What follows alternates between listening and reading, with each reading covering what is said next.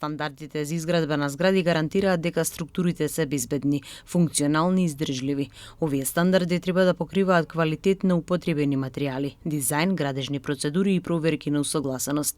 Дали и колку веќе изградените стамбени објекти кај нас се безбедни. Значи, се однесува до градби кои што се реализирани во периодот од 2013 до 2025.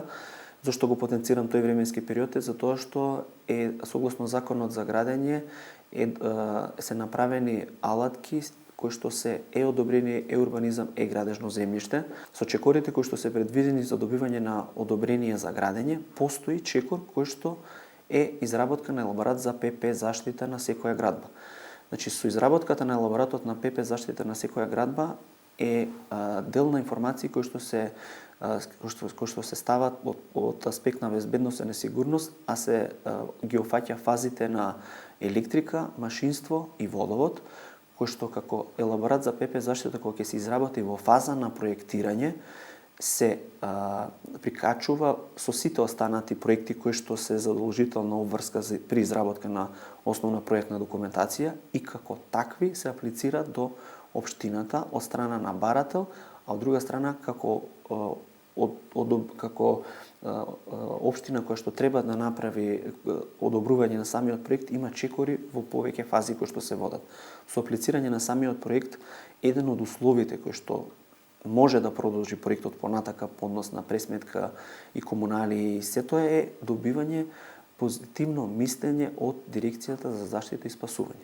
Значи, врз основа на изработената основна проектна документација и лаборатот за заштита и спасување, кој што е обврзувачки во однос на постапката, се добива мислење. Во зависност од тоа, условот мора да има позитивно мислење за да може да постои, да продолжи чекорот понатака во однос на сите останати чекори кои што се потребни за добивање на одобрение. Кога ќе се добие моментот на позитивно мислење за елаборатот за ПП заштита, продолжуваат понатака чекорите и како такви се добива одобрение за градење, кое што треба да биде правосилно пред почетокот на градба. Со отпочнување на почетокот на градба и реализација на сите претходни фази и во завршна фаза се извршува фазата на ПП заштита на градбата по однос на сигурност и на безбедност, како такви кога ќе се реализираат, се прави технички прием на зграда.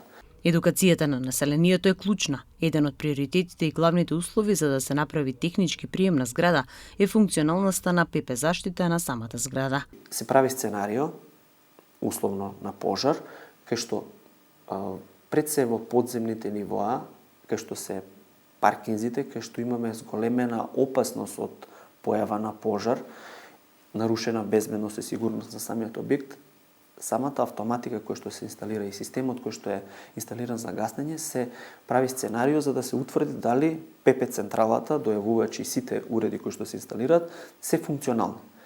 Значи, како такво сценарио кој ќе се утврди дека системот функционира во подземното ниво и делот по катови, кај што е задолжителна хидрантска мрежа на секој кат и ПП апарати, кога ќе се утврди целиот како целосен систем дека е сигурен, продолжува наредниот чекор, завршниот извештај техничка исправност на објектот. Се почитуваат ли стандардите за градба? Се врши ли контрола? Се води ли сметка за достапноста при појава на пожар? За да имаме ние појава на одреден пожар, значи многу е битно со каков тип на материјали сме обкружени во одреден простор. Така да градбата која што се гради се користат материјали кои што имаат временска отпорност при пожар. Така да поголеми причинители на пожар можат да бидат електронски уреди или може да биде мебел, галантерија која што се користи во стан. Сите останати материјали кои што ја карактеризираат градбата се незапалливи и негориви. Така да за да се предизвика одреден пожар, исклучиво може да се сведе на моментот на апарати, внатрешна декорација, тип на под, тип на мебел и се останато кое што не секогаш се карактеризира степенот на противпожарност. Што е многу добро и многу лесно во овој систем одобрение, кај што имаме контрола и можност и по изградба на објектот и по изминати 10 години да имаш увид во целата проектна документација. Тоа е нешто кое што овозможува на контролниот механизам, инспекцијски служби да извршат увид и во предмети кои што се водени пред 10 години. Свесноста на секој поединец треба да биде дека пожарот е локален и може да се случи во стамбената единица, кој што постојат два начини, а тоа да го изгаси со можност ако има при себе одредена количина на вода, и вториот чекор е доколку се зголеми пожарот, има на секој кат, во секоја зграда противпожарен апарат кој што треба да се искористи во такви услови. Доколку би се зголемило обемот на пожарот, постои хидрантска мрежа која што исто така на секој кат може да се интервенира. Меѓутоа не може да дојде до таква ситуација затоа што секој стан е посебен сектор. Значи има одреден временски период на противпожарна заштита кај што не може да дозволи негово проширување во останатите стамбени единици, тоа е првиот чекор, и побитниот момент е делот на евакуација во услови на пожар.